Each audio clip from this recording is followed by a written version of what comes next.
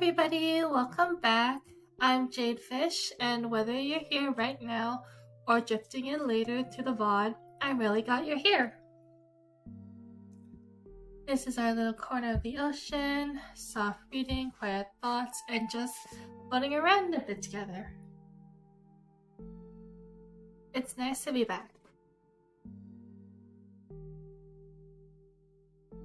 Before we dive back into the story, I do have a few life updates. First of all, I am so sorry I missed last week's stream. It's not because I was busy or because I forgot. I have an alarm on my phone to tell me to get on. But the internet was just down the entire day. We had to switch routers at home, but the internet people, they said they were coming between 11 to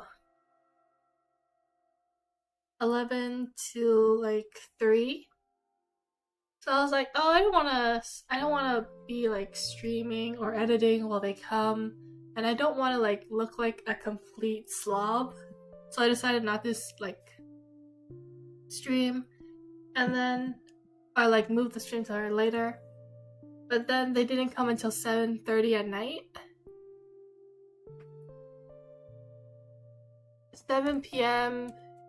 in 24-hour time is 19.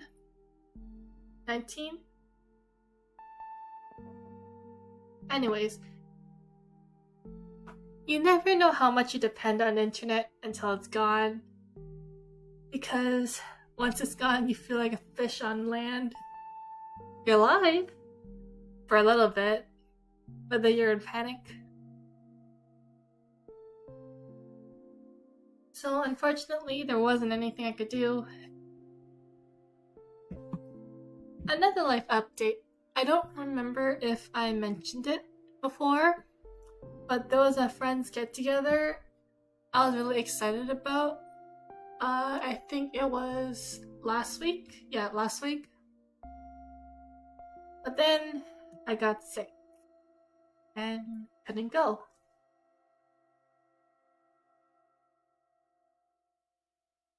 I was really looking forward to it, but my immune system had other plans. If people stick around long enough, they'll find out how bad my immune system is.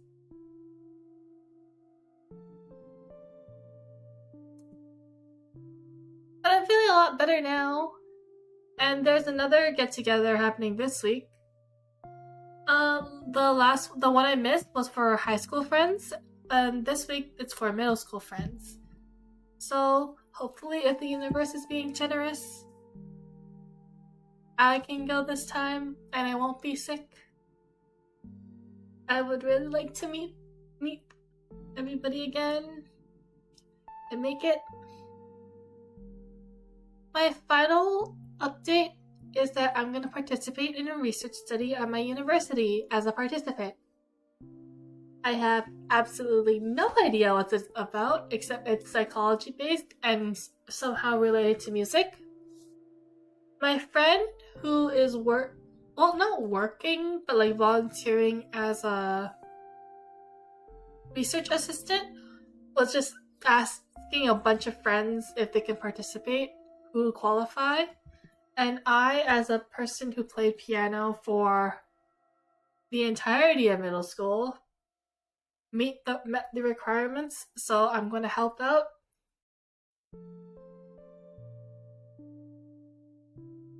Because my friend asked, they need help, I am free-ish, so I said, okay.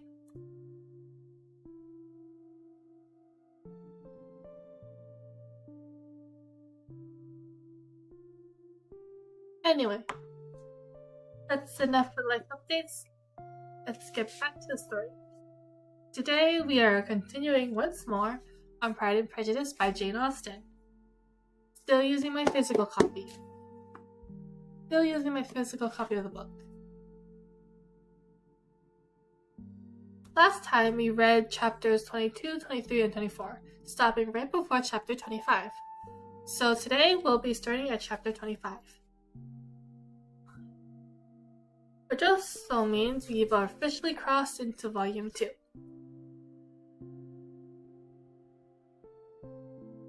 Like always, I don't have a strict reading goal today. Like always, I don't have a strict reading goal today. We're just going to follow the current for about an hour or until I get bored, until my voice decides it needs a break. No pressure. You can stay the whole stream or drift in and out as you like. Or throw it into the back for background noise.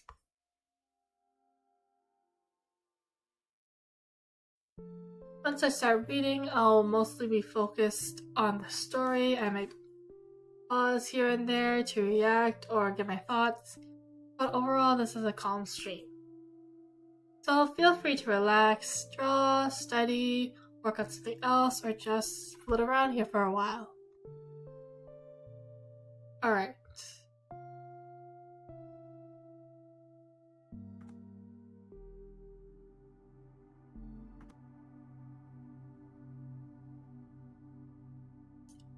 Alright. Let's drift back into the story. This is Pride and Prejudice by Jane Austen, starting at chapter 25. After a week spent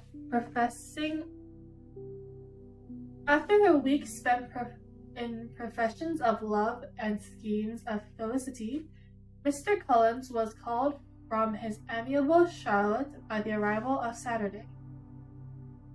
The pain of separation, however, might be alleviated on his side by preparations for the reception of his bride, as he had reason to hope that shortly after his next return to Hertfordshire, the day would be fixed that was to make him the happiest of men.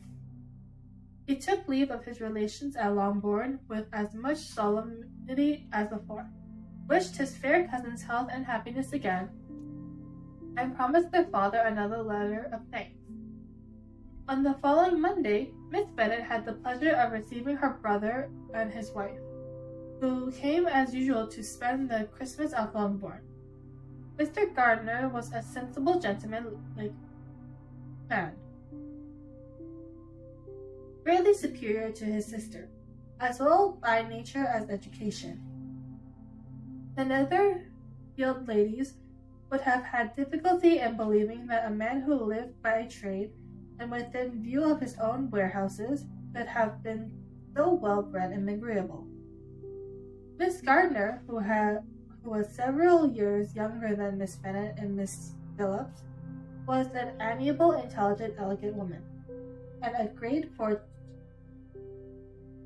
favorite with all her Longbourn nieces.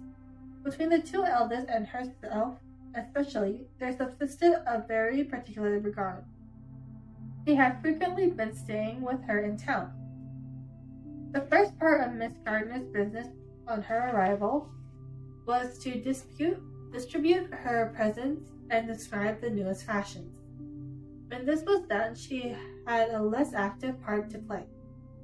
It became her turn to listen. Miss Bennet had many grievances to relate, and much to complain of. They had all been very ill used since she last saw her sister. Two of her girls have been on the point of marriage, and after all there was nothing in it.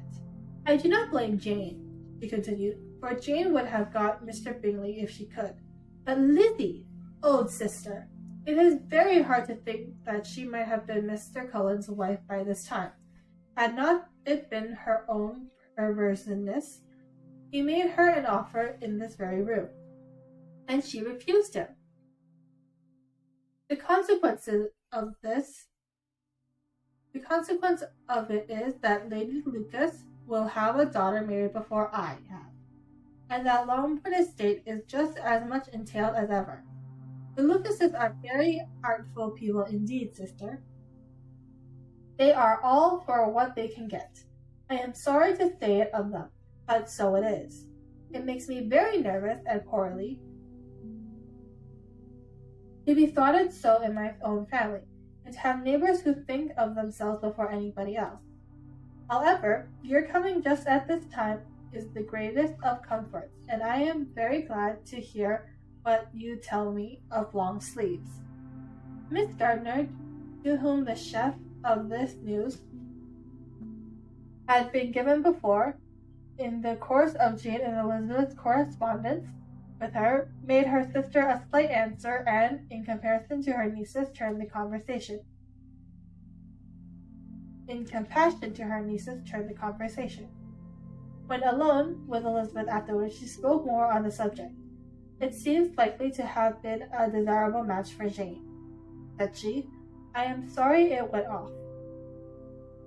But these things happen so often. A young man, such as you describe Mr. Bingley, so easily falls in love with a pretty girl for a few weeks, and when accident separates them, so easily forgets her. And that these sorts of inconsistencies are very frequent. An excellent consolation in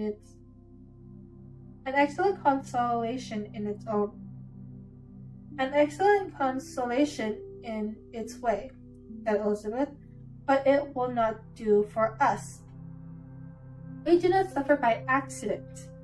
It does not often happen that the interference of friends will persuade a young man of independent fortune to think no more of a girl whom he was violently in love with only a few days before. But that expression of violently in love is so hackneyed, so doubtful, so indefinite, that it gives me the very little idea.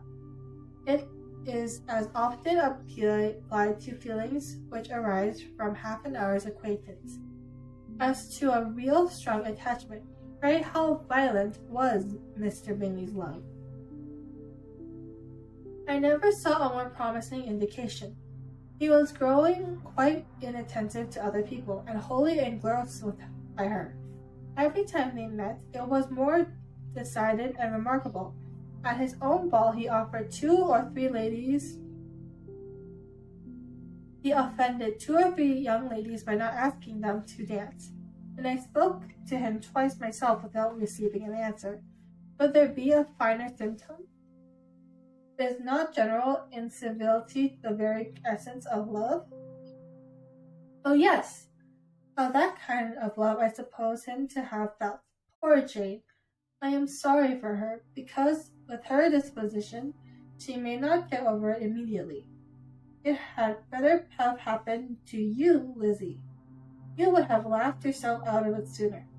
But do you think she would be prevailed on to go back with us? Change of scene may be of service, and perhaps a little relief from home may be as useful as anything. Elizabeth was exceedingly pleased by this proposal, and felt persuaded of her sister's ready acquiescence. I hope, added Miss Gardner, that no consideration with regard to this young man will influence her. We live in so different a part of town. All our connections are so different, and as you well know, we go out so little that it is very improbable they should meet at all, unless he really comes to see her. And that is quite impossible, for he is now in the custody of his friends and Mr. Darcy, would no more suffer him to call on Jane in such a part of London. My dear aunt, how could you think of it? Mr. Darcy may have heard of such a place as Gracechurch Street, but he would hardly think a month ablution enough to cleanse him of its impurities, were he once to enter it, and depend on it, Mr. Bingley never stirs without him. So much the better. I hope they will not meet at all. But does not Jane correspond with the sister? She will not be able to help calling. She will drop the acquaintance entirely. But in spite of the certainty in which Elizabeth affected to place at this point, as well as the still more interesting one of Bingley's being withheld from seeing Jane, she felt a solicitude on the subject which convinced her, on examination, that she did not consider it entirely hopeless. It was possible, and sometimes she thinks it probable, that his affection might be reanimated, and the influence of his friends successfully combated by the more natural influence of Jane's attraction. Miss Bennet accepted her aunt's invitation with pleasure, and the Bingleys were no otherwise in her thoughts at the time than she hoped that, by Caroline's not living in the same house with her brother, she might occasionally spend a morning with her without any danger of seeing him. The Gardiners stayed a week at Longbourn, and with the Phillips and Lucas and the officers, there was not a day without its engagement. Miss Bennet had so carefully provided for the entertainment of her brother and sister that they did not once sit down at family dinner. But the engagement was for a home. Some of the officers always made part of it, of which officers Mr. Wickham's was sure to be one. And on these occasions, Miss Gardiner, rendered suspicious by Elizabeth's warm commendation of him, fairly observed both of them. Without supposing them, for what she saw, to be very seriously in love, the preference for each other was plain enough to make her a little uneasy, and she resolved to speak to Elizabeth on the subject before she left Huddersfield, and represent to her the imprudence of engaging such attraction. To Miss Gardiner, Wickham's had one means of affording pleasure unconnected to his general powers.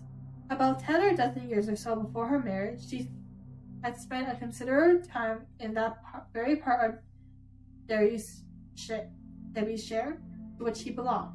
They had therefore many acquaintances in common, and though Wickham's had been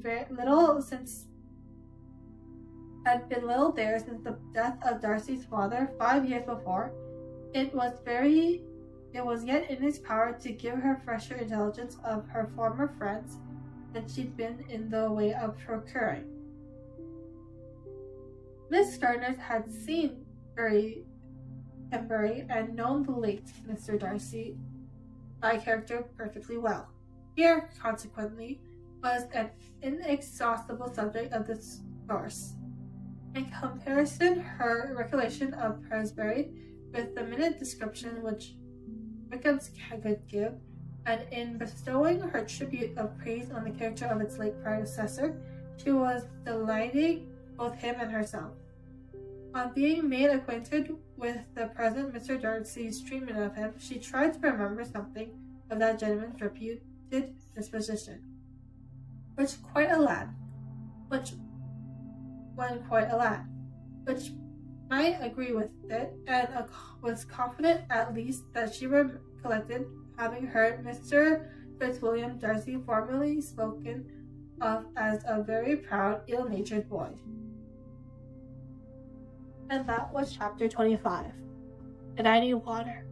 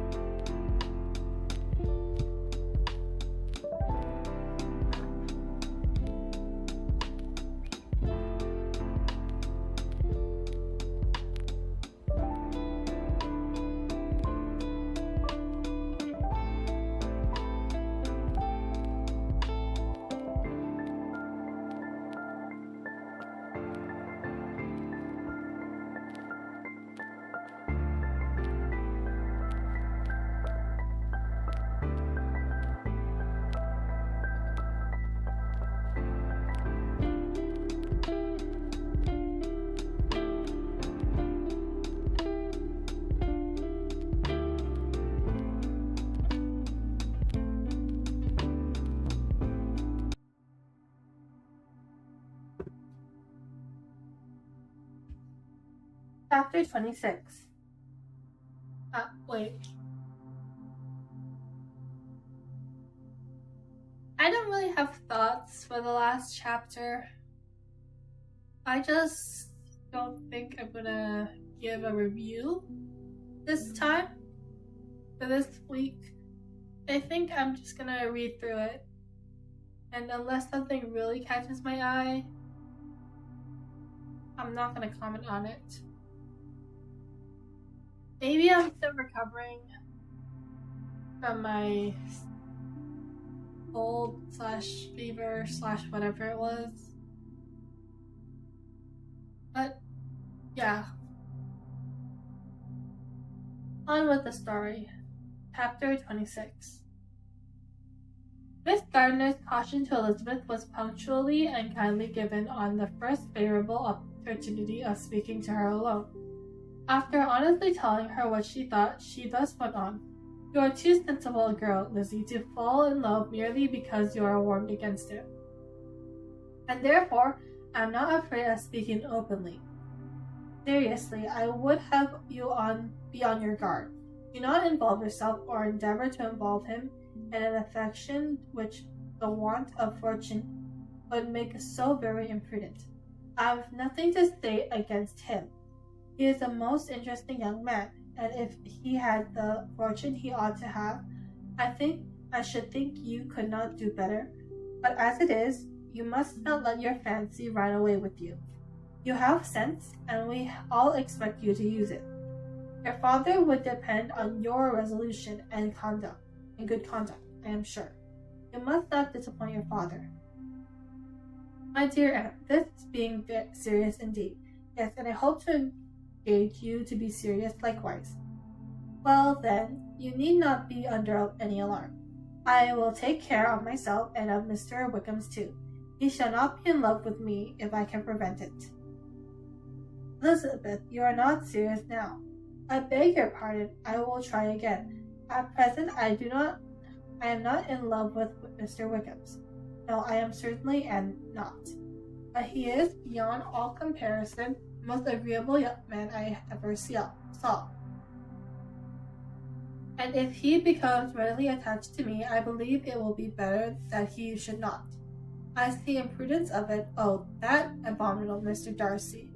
My father's opinion of me does me the greatest honor, and I should be miserable to forfeit it. My father, however, is partial to Mr. Wickham's. In short, my dear aunt, I should be very sorry to be the means of making any of you unhappy. But since we see every day that where there is affection, young people are seldom withheld by immediate want of fortune when from entering into engagements with each other, how can I promise to be wiser than so many of my fellow creatures if I am tempted? Or how am I even to know that it would be wisdom to resist? All I can promise you, therefore, is not to be in a hurry. I will not be in a hurry to believe myself his first object. When I am in his company with him, I will not be wishing. In short, I will do my best. Perhaps it will be as well. If you discourage his coming here so very often, at least you should not remind your mother of inviting him. As I did the other day, said Elizabeth with a conscious smile. Very true. It will be wise of me to refrain from that. But do not imagine that he is always here so often. It is on your account that he has been so frequently invited this week. You know my mother's idea as to the necessity of constant company for her friends. But really, and upon my honor, I will try to do what I think to be wisest. And now I hope you are satisfied. Her aunt assured her that she was, and Elizabeth, having thanked her for the kindness of her hints, they parted, a wonderful instance of advice being given on such a point without being resented. Mr. Collins returned into Hertfordshire soon after it had been quitted by the Gardners and Jane. But as he took up his abode with the Lucases, his arrival was not great inconvenience to Miss Bennet. His marriage was now fast approaching, and she was at length so far resigned as to think it inevitable. and even repeatedly to say in an ill-natured tone that she wished they might be happy. Thursday was to be the wedding, and on Wednesday Miss Lucas paid her farewell visit. And when she rose to take leave, Elizabeth, ashamed of her mother's ungracious and reluctant good wishes, sincerely affected her and accompanied her out of the room. As they went downstairs together, Charlotte said, "I shall depend on hearing from you very often, Eliza. That you certainly shall. And I have another favor to ask. Will you come and see me? We shall often meet, I hope, in Hertfordshire. I am not likely to leave Kent for some time. Promise me, therefore, to come to Hunsford." Elizabeth could not refuse, though she foresaw little pleasure in the visit. "My father and Marielle are to come to me in March," added Charlotte. "I hope you will consent to be part of the party. Indeed, Eliza, you will be as welcome to me as either of them." The wedding took place. The bride and bridegroom set off for Kent from the church door, and everybody had as much to say or to hear on the subject as usual. Elizabeth soon heard from her friend, and their correspondence was regular and frequent as it had ever been. That it should be equally unreserved was impossible. Elizabeth could not ever address her without feeling that all the comfort of intimacy was over, and though determined not to slacken as a correspondent, it was for the sake of what had been rather than what was. Charlotte's first letter was received with a good deal of eagerness. There could not but be curious to know how she would speak of her new home, how she would like Lady Catherine, and how happy she dared pronounce herself to be. But when the letter were read, Elizabeth felt that Charlotte expressed herself on every point exactly as she might have foreseen.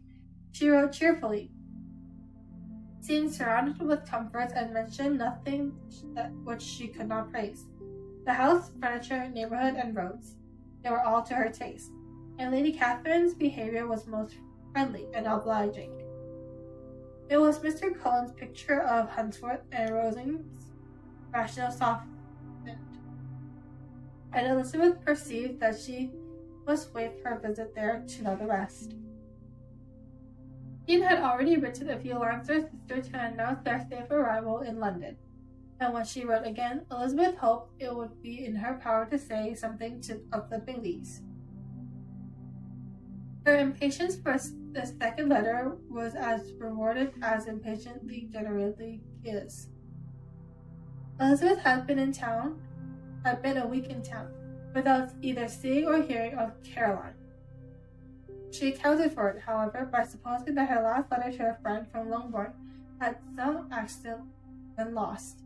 "My aunt," she continued, "is going tomorrow into that part of town, and I shall take the opportunity of calling in Grosvenor Street." She wrote again when the visit was paid that she had seen Miss Bingley.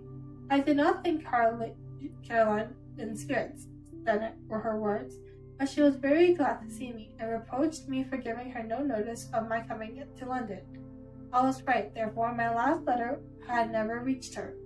I inquired after their brother, of course. He was well, but so much engaged with Mr. Darcy that they scarcely ever saw him.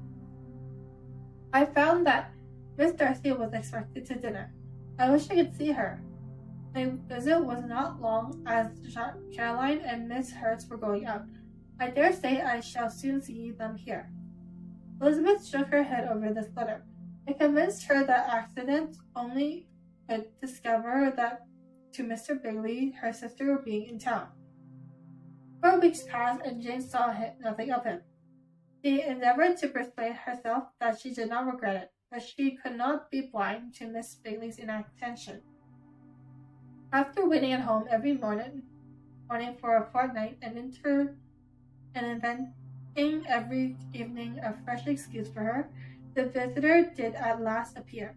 But the shortness of her stay, and yet more the alteration of her manners, could allow Jane to deceive herself no longer. The letter The letter which she wrote on this occasion to her sister will prove what she felt. My dear Lizzie, I am sure being capable of triumphing in her better judgment at my expense when I confess myself to have been entirely deceived in Miss Bingley's regard for me. But my dear sister, though the events have proved you right, do not think me obstinate if I still assert that, considering what her behavior was.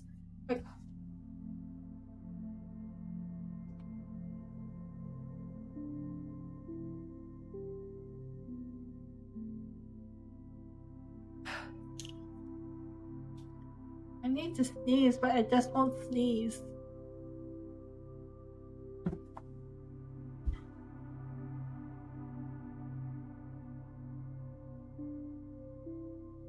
But my dear sister, though the events have proved you right, do not think me obstinate if I assert that, considering what her behavior was, my confidence was as natural as your suspicion.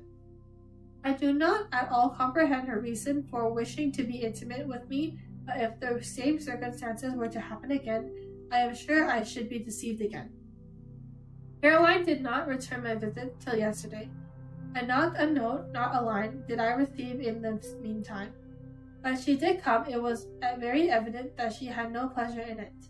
She made a slight formal apology for not calling before, said not a word of wishing to see me again, and was in every respect so altered a creature that when she went away I was perfectly resolved to continue the acquaintance no longer.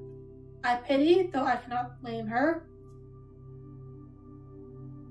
She was very wrong in singling me out as she did. I can safely say that every advance to intimacy being on her side. But I pity her because she must feel that she has been acting wrong, and because I am very sure that anxiety for her brother is the cause of it. I need not explain myself further, and though we know this anxiety to be quite needless, yet if she feels it, it will easily account for her behavior to me, and so deservedly dear as he is to his sister. Whatever anxiety she may feel on his behalf is natural and amiable. I cannot but wonder, however, at her having any such fears now, because if she had at all cared about me, we would have met long ago. He knows of my being in town, I am certain, for something she said herself, and yet it should not seem, by her manner of talking, as if she wanted to persuade herself that he is really partial to Miss Darcy. I cannot understand it. If I were not afraid of being judged harshly, I should be almost tempted to say that there is a strong appearance of duplicity in it. But I will endeavor to banish every painful thought and think only of what will make me happy. Your affection and the inevitable kindness of my dear uncle and aunt.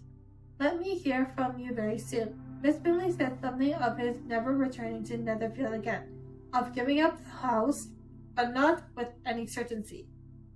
We had better not mention it. I am extremely glad that you will have such pleasant accounts from our friends at Hunsford. Pray go to see them, with Sir Williams and Maria. I am sure you will be very comfortable there. Yours, etc. This letter gave Elizabeth some pain, but her spirits returned as she considered that Jane would no longer be duped, by the sister at least. All expectations from the brother was now absolutely over. She would not even wish for any renewal of his attentions. His character sunk on every review of it, and as a punishment for him, as well as a possible advantage to Jane, she scarcely hoped he might really soon marry Mr. Darcy's sister, as, by Wickham's account, she would make him abandonment regret what he had thrown away. Miss Gardiner about this time reminded Elizabeth of her promise concerning that gentleman, and required information. Elizabeth had such to stand as might rather given contentment to her aunt than to herself. His apparent partiality had subsided, his attentions were over, he was the admirer of someone else. Elizabeth was watchful enough to see it all, but she could see it and write it without material pain.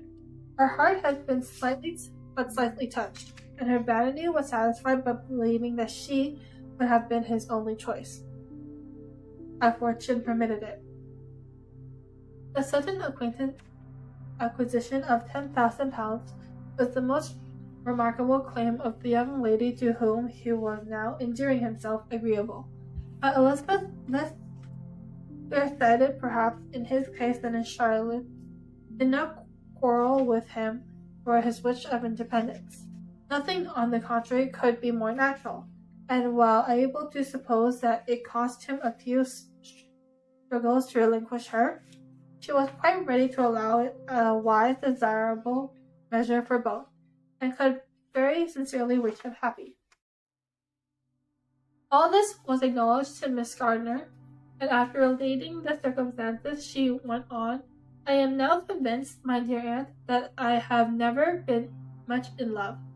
For had I really experienced the pure, elevating passion, I should at present detest his very name, and wish him all manners of evil. And my feelings are not only cordial towards him, they are even impartial towards Miss Kate. I cannot find out that I hate her at all, or that I am in the least unwilling to think her a very good sort of girl. There could be no love in all this.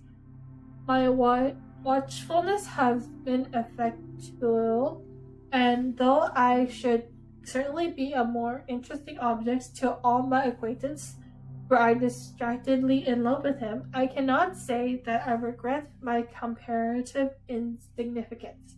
Importance may sometimes be purchased too dearly. Lydia and Kitty take his affection much more to heart than I do. They are young in the ways of the world, and not yet open to the mortifying convictions that handsome young men must have something to live on as well as the plain. And I'll drink some water."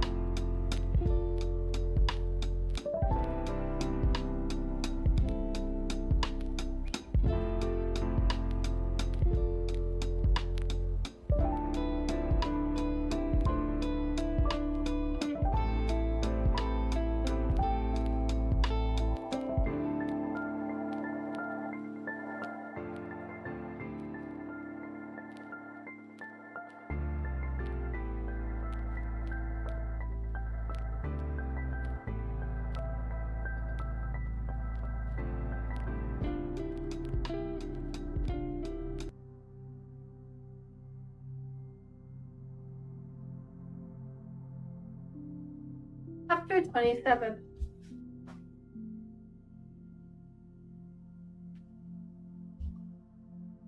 Actually, I need water.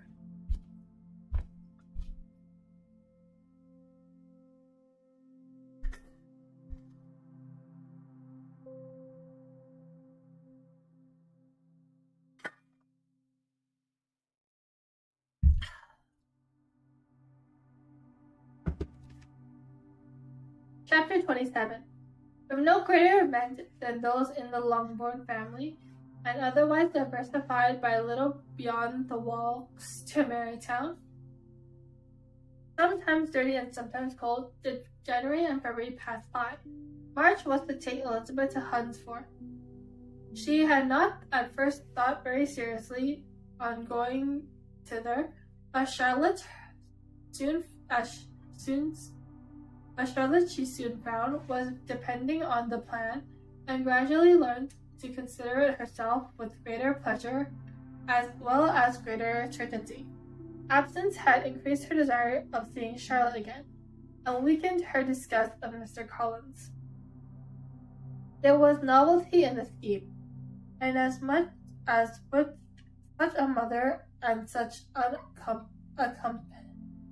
uncompanionable sisters, home could not be faultless. A little change was not unwelcome for its own sake.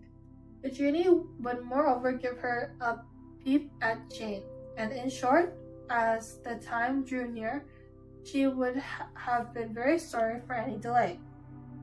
Everything, however, went on smoothly, and was finally settled according to Charlotte's first sketch. She was to accompany Sir Williams and his second daughter.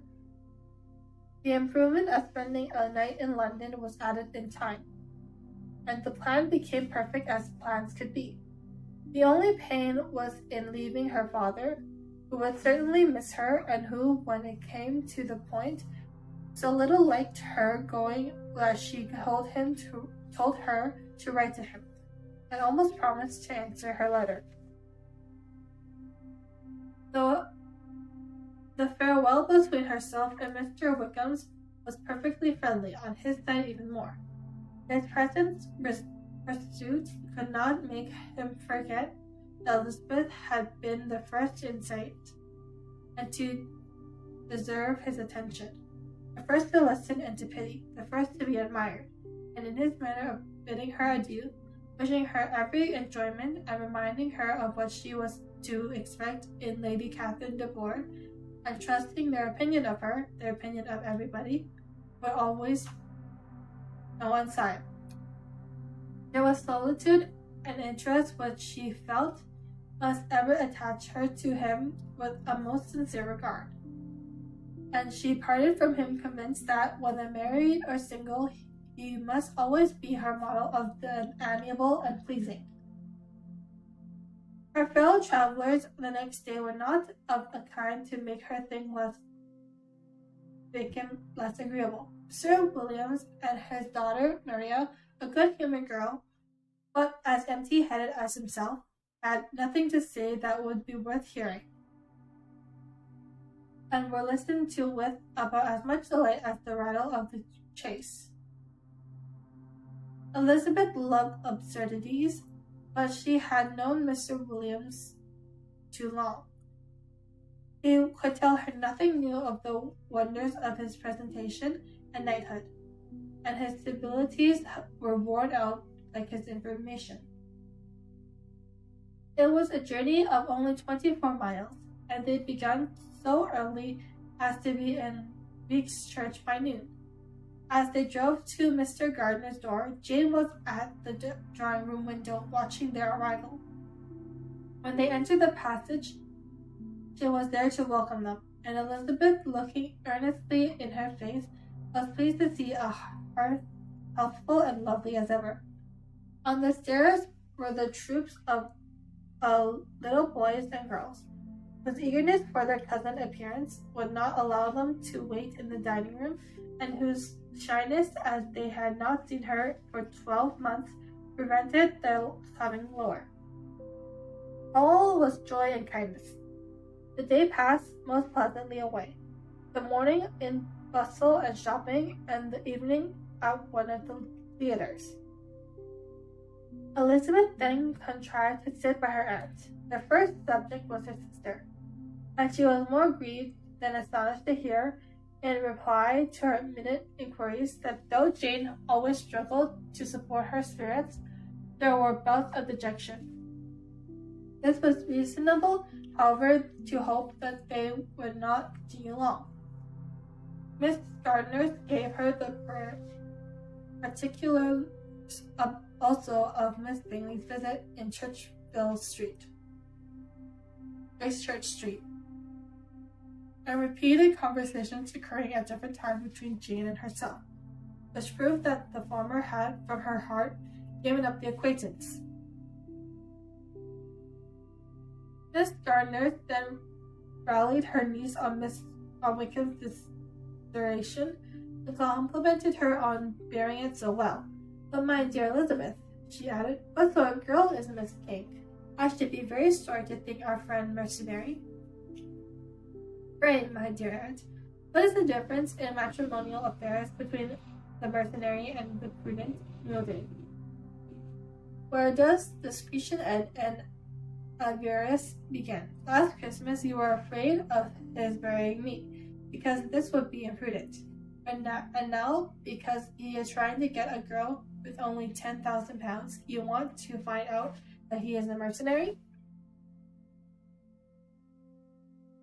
You will only tell me what sort of girl Miss King is. I shall know what to think.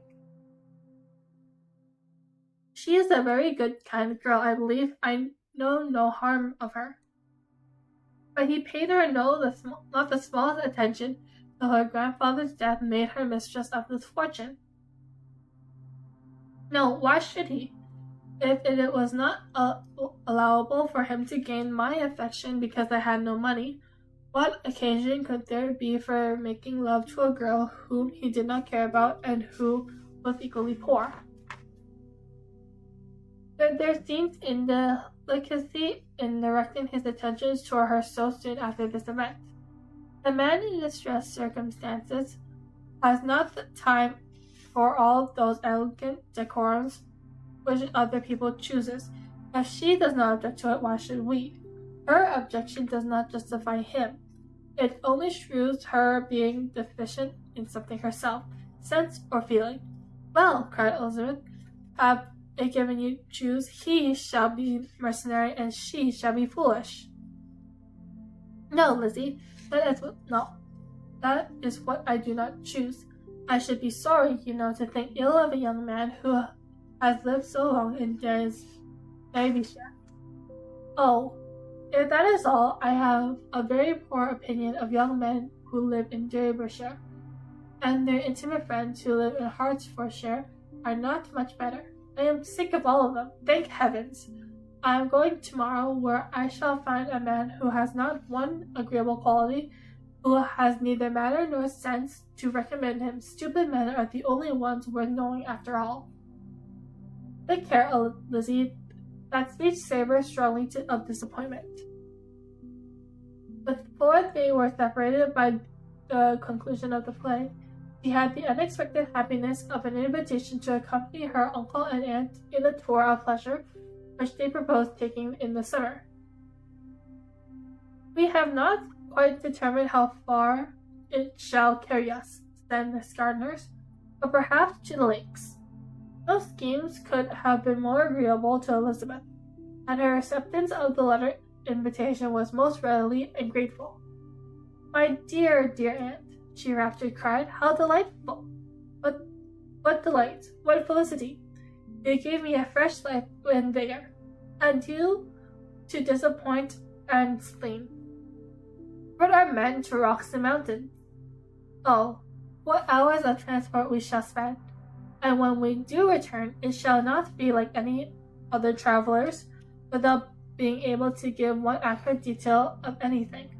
We will know what we have gone, we will recollect what we have seen. Lakes, mountains, and rivers shall not be jumbled together in our imagination, nor when we attempt to describe any particular scene will we begin quarreling about its relative situation.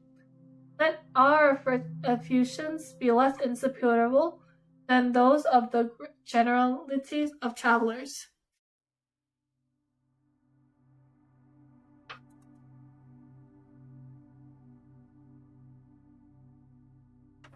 And I think I'll stop it there.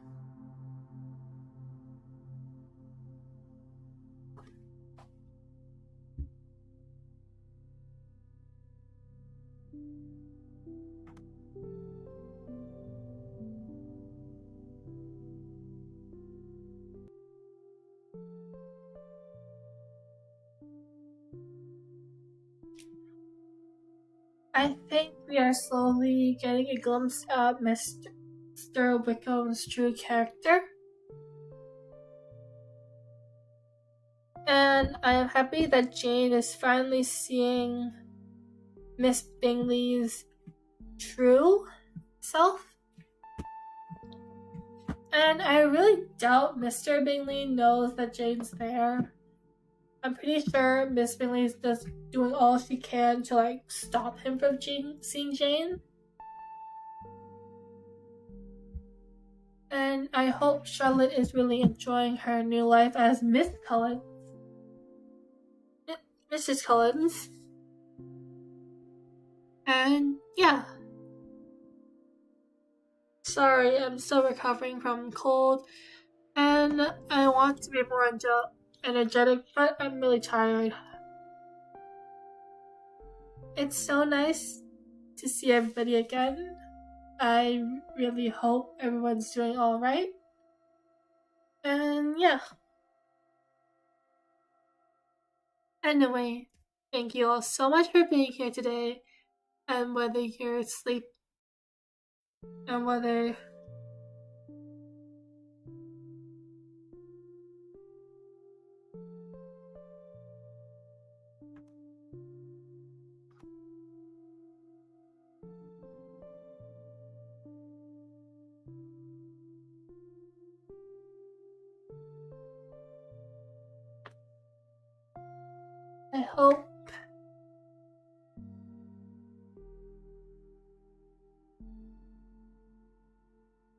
I hope you enjoyed it. I hope my voice gave you a little comfort during these trying times.